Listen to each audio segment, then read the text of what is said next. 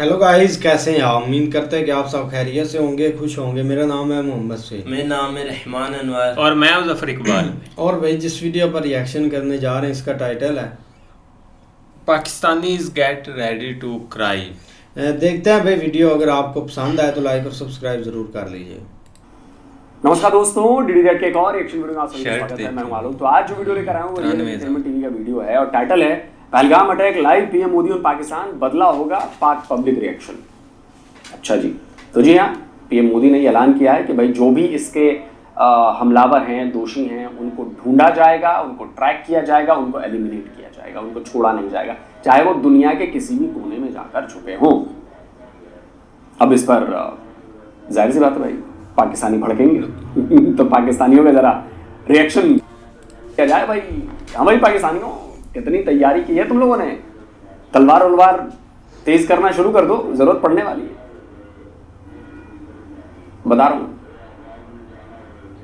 कश्मीर के हवाले से जो 76 साल से अब सुनते के आए हैं, फिर उसके बाद मैं अभी जो मौजूदा सूरत हाल है वो आपको बताऊंगा और उसके ऊपर ओपिनियन लूंगा। 76 साल से हम क्या सुनते आ रहे हैं। इसकी मसला ये है कि जो इंडिया ना वो हमसे पहले से ज़्यादा स्ट्रॉन्ग है। अच्छा, और उनका जो बैकअप कर रहे हैं वो अमेरिका है और इसराइल है, और जो उनके जो गैर मुस्लिम ममालिक हैं उनको सपोर्ट करते हैं। अच्छा, और उनको चाहिए कि थोड़ा सा अडल बरतें, और जो लोग हैं वहाँ मुसलमान हैं, जो इंसानियत के तौर पे थोड़ा सा रहम करें, थोड़ा सा अपनी इंसानियत दिखाएं। और अच्छा। हमको भी चाहिए एज अवाम और एज हमारे जो पॉलिटिक्स है उनको भी थोड़ी शर्म आनी चाहिए कि इसके ऊपर थोड़ा सा कुछ करें, कुछ काम करें, कुछ वर्क करें। हम सब कुछ अल्लाह पे या सब कुछ लोगों पे नहीं छोड़ सकते, सब ये। अरे भाई, तो मेरा एक सिंपल सा सवाल है कि अगर पाकिस्तान को ये लगता है, पाकिस्तानियों को लगता है कि बड़ा जुल्म कर रहा है भारत जम्मू कश्मीर के लोगों पर, कश्मीरी मुसलमानों पर, भारत के मुसलमानों पर, तो भाई ये मुसलमान भागकर निकलकर चले क्यों नहीं जाते पाकिस्तान? या वो कश्मीरी मुसलमान पाकिस्तान क्यों नहीं चले जाते? वो तो नहीं जाते, बुला लो ना क्यों नहीं बुला लेते? सब एक एस्टैब्लिशमेंट पे नहीं छोड़ सकते। ठीक है। एस्टैब्लिशमेंट तो इनको जब ये हुक्म देंगे तो एस्टैब्लिशमेंट काम करेगी ना। ठीक हो गया। जब ये हुक्म देंगे तो एस्टैब्लिशमेंट करेगी, या हमें देना, हमें बताएं, हम जाके बताएं उनको कि यहाँ हम पाकिस्तानी रहते हैं, हमारे भाई हैं वो कश्मीरी। ठीक है। हम उनके लिए लेट्स सपोज आपको गवर्नमेंट इजाजत देती है कि भाई ठीक है, जिसने जो जाना है जाके करे, आप क्या करेंगे? मतलब क्या कर सकते हैं आपके? हम कम से कम इतना कर सकते हैं कि हम उनके लिए मर सकते हैं, हम उनके लिए अपने सीने पे गोली खा सकते हैं। हमारे भाई हैं, वो मुसलमान है, कश्मीरियों के लिए। कश्मीरियों के लिए। अच्छा, मुझे ये बताएं, आपने गोली खा ली कश्मीरियों के लिए, उससे कश्मीरी को क्या फायदा होगा? उससे कश्मीरी को नहीं फायदा होगा, लेकिन हमारे दिल को तसल्ली हो जाएगी ना कि हमने अपना एक दिया, हमने अपनी मोहब्बत का इजहार किया, हमने उनके लिए कुछ किया। ये तो नहीं कर रहे, किसी को तो करना है ना। गोली खाएंगे तो मारेंगे भी, ये नहीं कि हम सिर्फ खाने जाएंगे। हम अगर एक मरेंगे ना तो हम पाकिस्तानी, हम दो को साथ लेके मरेंगे उनके। नहीं, लेकिन इसमें सवाल ये पैदा होता है कि अपने तौर पे, क्योंकि बहुत सियासी ऑर्गेनाइजेशन, बहुत सियासी तंजीमें, हमने अक्सर सुना होता है जैसे हाफिज सईद की ऑर्गेनाइजेशन है या और भी कई हैं जिसके ऊपर इल्जाम लगाए जाते हैं कि भाई ये कश्मीर में ऐसी एक्टिविटीज। आपको लगता है अपने तौर पे ये सब करना? इनको ये फुल प्रूफ इजाजत नहीं देते। अच्छा। इनको ये फुल अलाउड नहीं करते कि आप जाके लड़ें, आप जाके ये फतह करें, ये जंग करें, या ऐसा कुछ करें। ठीक है। ये इनके मफलूज होते हैं बेचारे, इनको थोड़ा सा जो टारगेट दिया जाता है, कुछ करें, इतना उतना वो कर लेते हैं, वो बैकअप आ जाता है। ठीक है भाई, इन्होंने ये बोला है कि भाई जो इंडिया, इसके पीछे अमेरिका है, इसके पीछे इसराइल है, इसके पीछे नॉन मुस्लिम जो कंट्रीज हैं वो सब इसके पीछे हैं कश्मीर के मामले में। लेकिन वो मुनाफिक लोग हैं ना, वो हमें ना पैदा उठाते हैं नहीं, ना। हमें भी तो चाइना फिर सपोर्ट कर रहा है कि नहीं कर रहा? बिल्कुल कर रहा है, चाइना हमारा दोस्त है ना। अच्छा, तो वो तो बिल्कुल हमें सपोर्ट कर रहा है। ठीक है। लेकिन अमेरिका जो है ना वो अपना मफाद उठाता है। चाइना अगर हमें सपोर्ट कर रहा है ना, वो इंडिया को सपोर्ट नहीं कर रहा। अच्छा। वो किसी और मुल्क को, जो हमारा मुखालिफ मुल्क है, उनको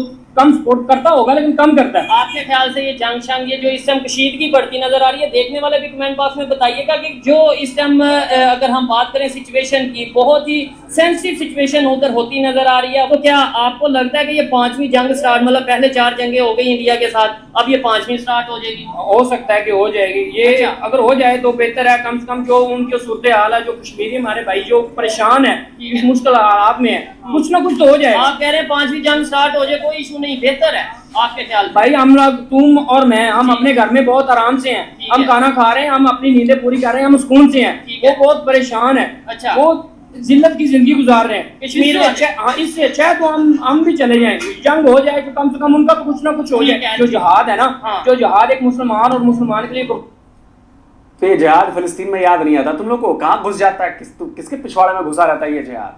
फिलिस्तीन पे याद नहीं आता? फिलिस्तीन के लिए क्यों नहीं मरते जाके तुम लोग? एक पाकिस्तानी बता दो जो फिलिस्तीन गया हो लड़ने। और जंग की तुमने बात की है ना, फिलिस्तीन में देखा है ना क्या हुआ है अभी? फिलिस्तीन में देखा है ना तुमने क्या हुआ है अभी? तुम्हारा देश भी फिलिस्तीन बनने वाला है, गाजा बनने वाला है। यही सोच रही तो देखते चलो।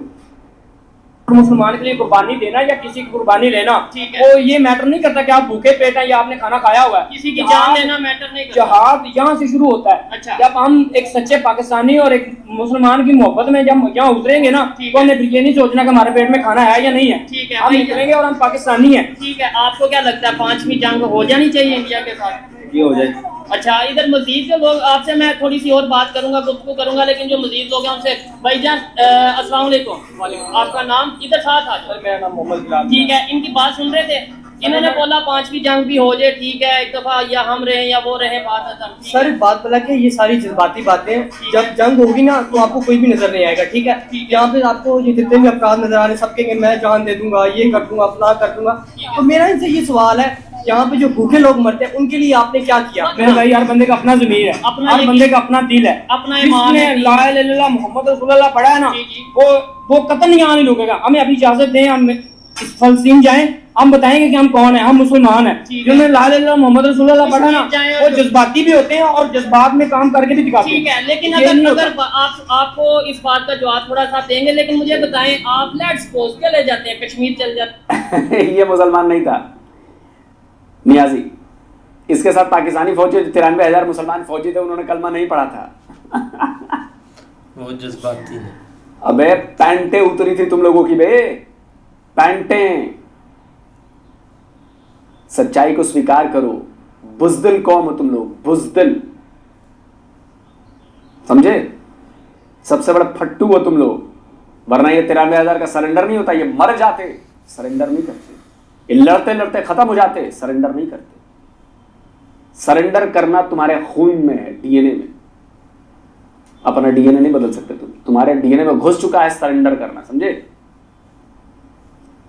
चले जाते हैं, कश्मीर चल जाते हैं, फलस्तीन चल जाते हैं। इसराइल की जो इस टाइम टेक्नोलॉजी है, क्योंकि देखें, सिर्फ आप बात करें ना कि जज्बात हैं और जज्बात से लड़ना, इसराइल की टेक्नोलॉजी का सामना कर पाए। भाई जब हमें इजाजत दी जाएगी कि आप जाएं, तो हमें ऐसे नहीं भेजा जाएगा कि आप अपने ये निकर शर्ट में चले जाएं तो आप कुछ करें। अगर हमें वो नहीं ना देंगे तो हम खुद यहाँ दुनिया में रहते हैं, हमें पता है, हम कुछ तो छुरियां कुआड़ियां साथ लेके जाएंगे ना, कुछ ना कुछ कम से कम अपनी जमीन को तसल्ली हो जाएगी कि भाई हमने अपने भाई के लिए कुछ किया, हमने अपनी जान गवाई। ठीक हो गया। तो ला इलाहा इल्लल्लाह मुहम्मद रसूलुल्लाह का जज्बा है ना, वो कोई बंदा समझता है, वो बंदा नहीं समझता जो सिर्फ ये कहता कि मैं जज्बाती हो रहा हूँ। ठीक है, जज्बाती अच्छा, होना आप होगा। क्या कहना चाहेंगे भाईजान? भाई जी ने बात की कि हमें जहाद का मौका दिया जाए तो हम फलां कर देंगे, ये कर देंगे, वो कर देंगे, तो मैं इन्हें ले चलता हूँ, मेरे साथ चले। ठीक है, मैं ले चलता हूँ, चले चले।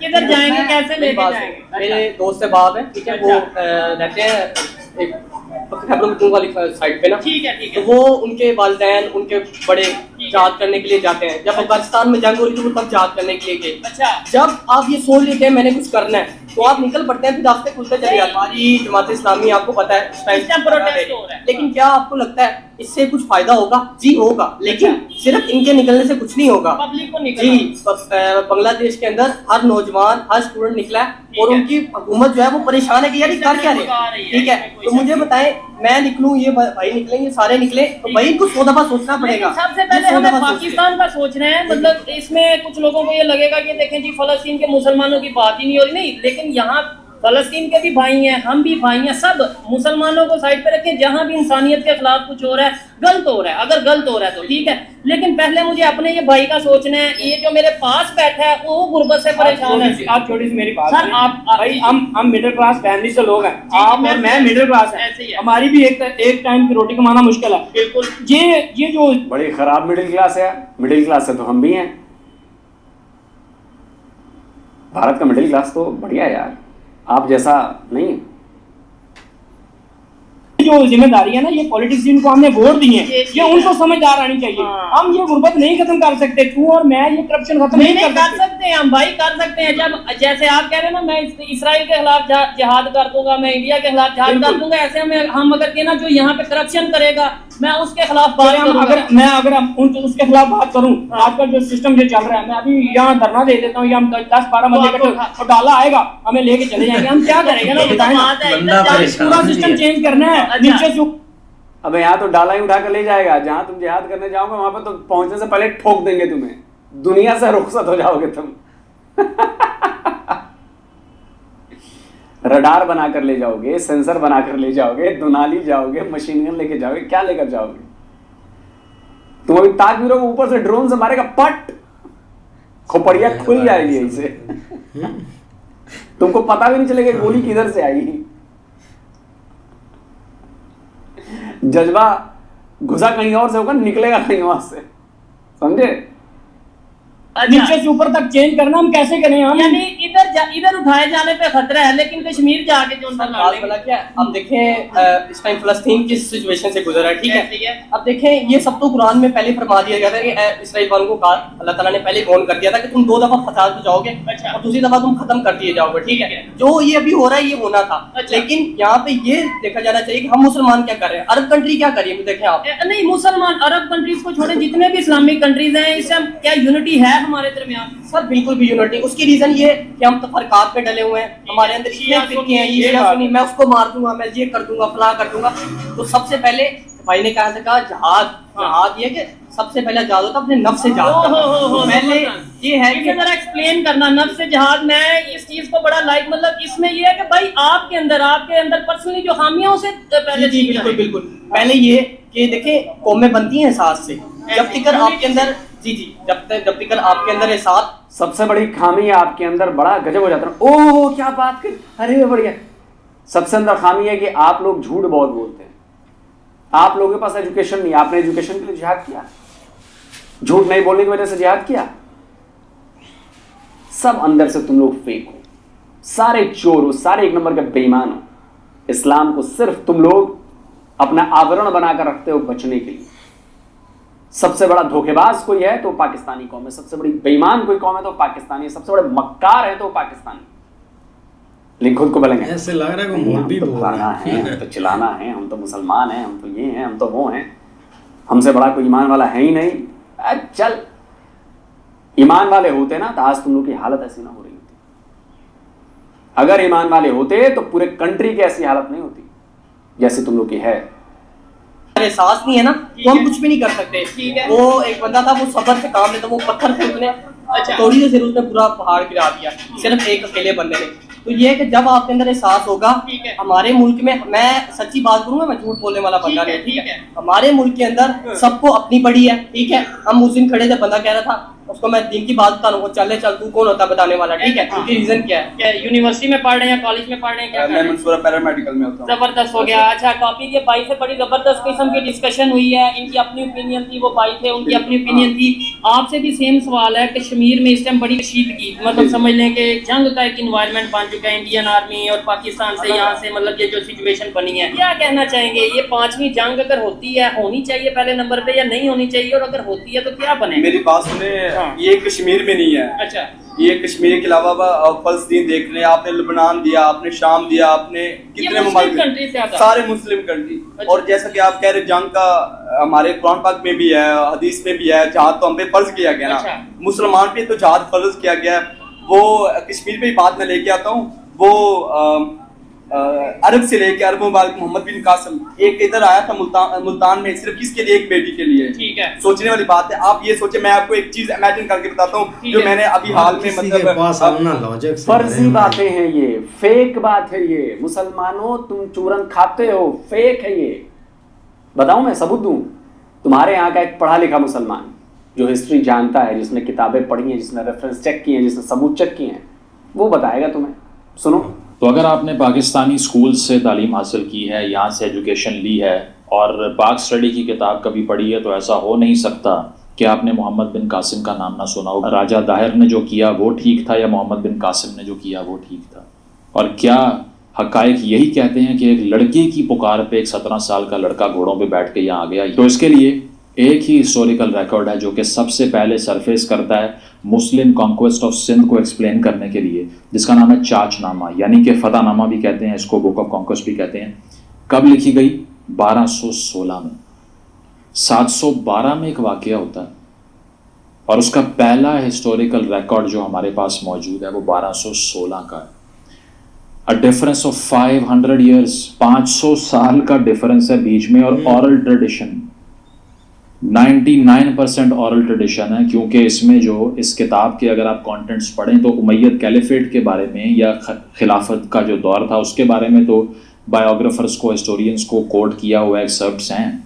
सिंध के कॉन्क्वेस्ट के बारे में एक भी हिस्टोरियन का नाम मेंशन नहीं है। इस तरह से ये किताब लिखी जाती है। ये इसी तरह है कि 1971 की कहानी अगर हमने सुननी हो तो उस दौर में जो ईस्ट पाकिस्तान में कोई फ़ौजी सर्व करने के लिए गया था उसी के हाथ के लिखी हुई तारीख हम पढ़ लें, जिसमें वो बता रहा हो कि हमने तो सरेंडर किया ही नहीं, ये तो हिंदुओं ने साजिश कर दी थी हमारे खिलाफ। सबसे पहले ये खातून कौन थी जो कि हमें बचपन से बताई जा रहे हैं कि ये उसने आवाज़ लगाई और हज्जाज बिन यूसुफ ने सुन ली? कोई व्हाट्सएप तो था नहीं उस दौर में।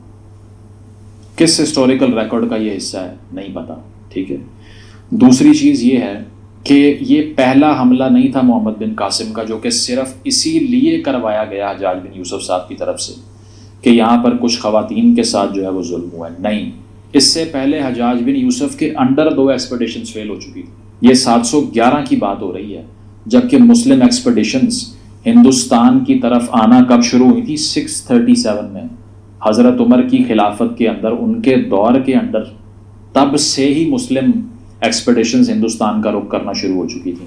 तो आप ये कैसे कह रहे हैं मोहम्मद बिन कासिम के हवाले से कि वो दरअसल आए ही इसलिए कि एक वाक़या हो गया था जिसमें वो खातून को बचाने के लिए आ गए? झूठ सारा, टोटल फैब्रिकेशन, कोई सबूत नहीं है, कुछ नहीं, ठीक है। ऐसा कुछ भी नहीं था कि किसी खातून के हवाले से एक खातून की फरियाद के लिए हज्जाज बिन यूसुफ ने कहा कि मैं अपनी पूरी एम्पायर दाव पे लगा के लड़ने के लिए आ रहा हूँ। बिकॉज राजा दाहिर ने प्रोटेक्शन के लिए इस सिविलाइजेशन की, इस हिंदुस्तान के लिए लड़ते हुए अपना सर भी कटवाना पड़ा। तो होता इस तरह से है कि जनाब, जो बहुत से राइटर्स जिस तरह से मोहम्मद कासिम फरिश्ता या मीर मासूम, ये 2 मिसालें हैं जिन्होंने ये नैरेटिव तश्कील देना शुरू किया कि दरअसल मोहम्मद बिन कासिम से पहले तो राजा दाहिर की हुकूमत के अंदर सिर्फ जुल्म था, बर्बादी थी, तबाही थी, गर्दनें कट रही थी।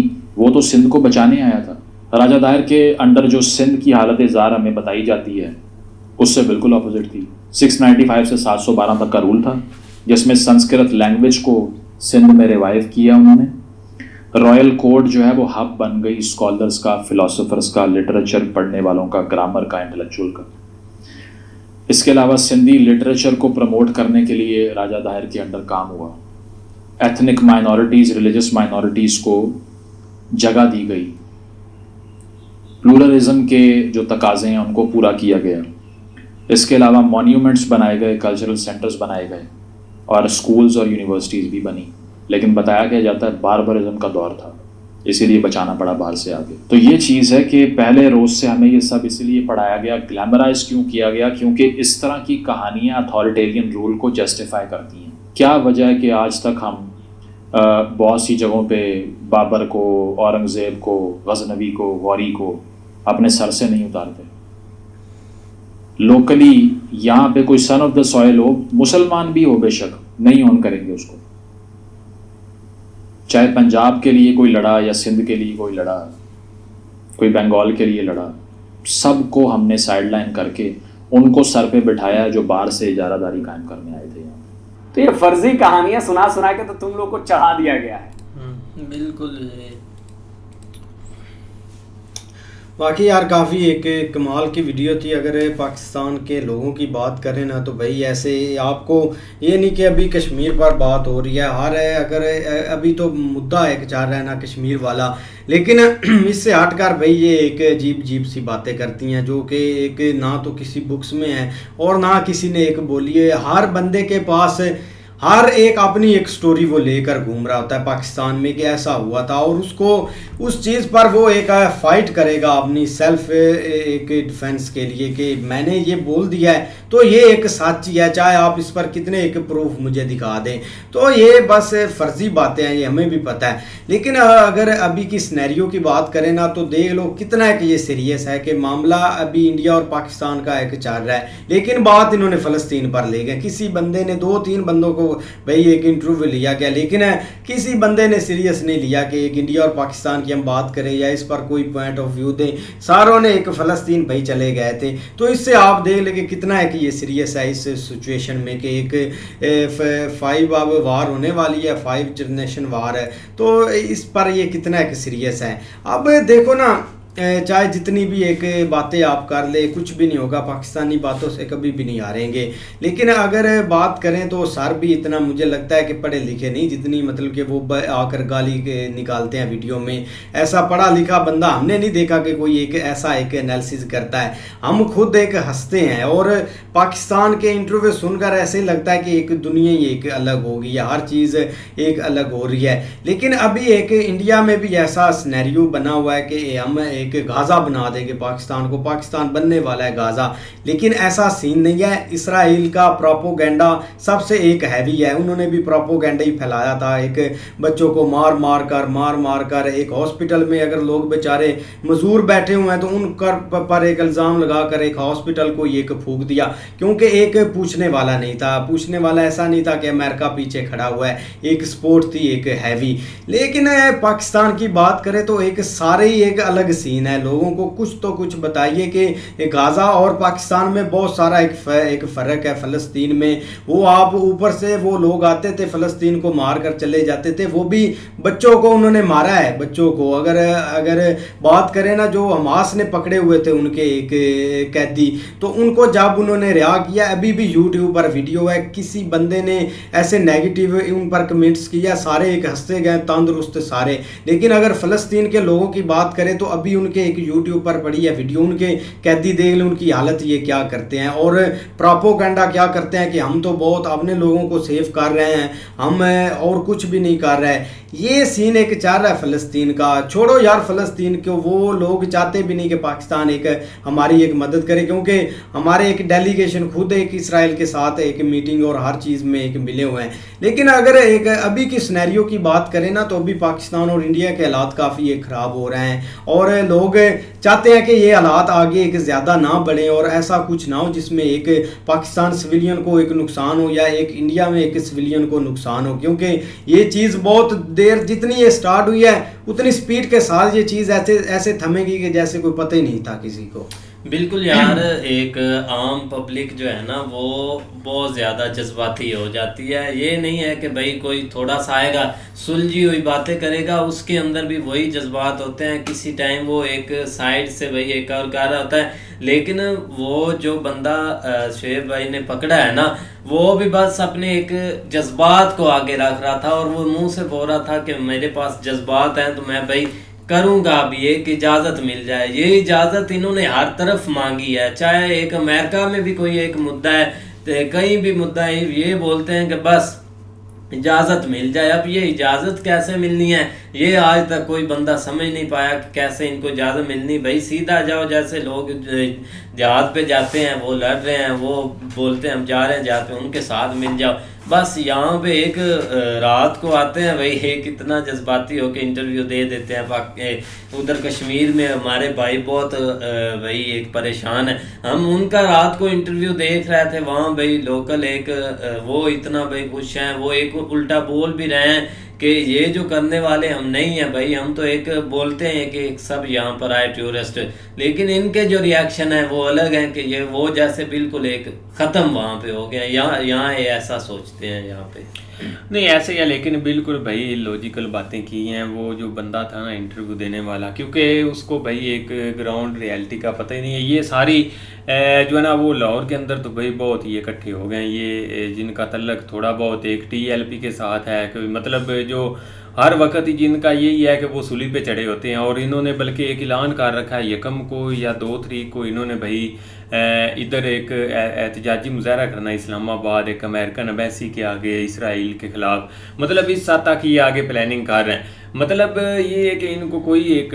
नहीं किसी चीज़ से लेना देना। आप देख लो इतनी बड़ी एक जो है ना वो सिचुएशन ख़तरनाक किस्म की बनी हुई है, बजाय इसके कि एक सीरियस या कोई इस तरह का एक ज़ाहिर बात है ये इंटरव्यू वगैरह कहीं ना कहीं एक ऊपर लेवल पे जाते हैं, तो उसमें एक थोड़ी बहुत लॉजिकल बात करनी चाहिए कि हम इस पोजीशन में नहीं है कि हम किसी के साथ वार कर सके, क्योंकि हम खुद एक उस मामला से निकल रहे हैं कि हमें अभी अपने आप को संभलने की ज़रूरत है। अगर इस तरह का कोई भाई हमारे ऊपर ये सीन स्टार्ट हो जाता है तो हम बहुत बैक फुट पे चले जाएंगे। वाकई यार आप देखते हैं नेक्स्ट वीडियो में। अगर आपको वीडियो पसंद आए तो लाइक और सब्सक्राइब ज़रूर कर लीजिए।